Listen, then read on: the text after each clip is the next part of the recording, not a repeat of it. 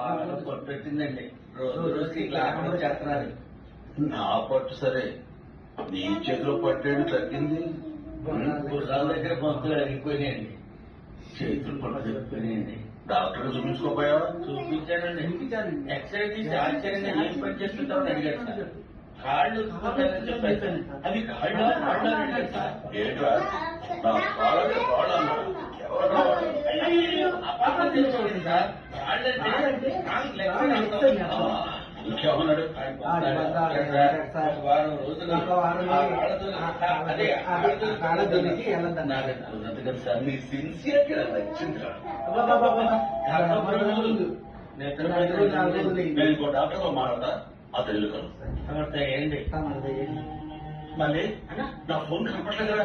ఏంటో పోయింటుందిరా. అందుకే social media అంతా చెప్పింది. ఆ ఫోన్ కట్టేసి ఇన్ఫర్మేషన్ అంతా తీసేసి దాన్ని వేరే కట్టేసి అయ్యి బాబాయ్, ఆ ఫోన్ లేదని తెలిస్తే డాక్టర్గా రెచ్చిపోతాడా? రెచ్చిపోయా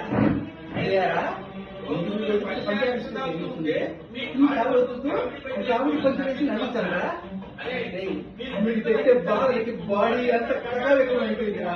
అలా కాదు డాక్టర్. కాళ్ళు నొక్కుతున్నాడు, కళ్ళు అయిపోయాడు, చేతులు నొక్కుతున్నాడు, కేవలం అయిపోయిందా? అంటే సంత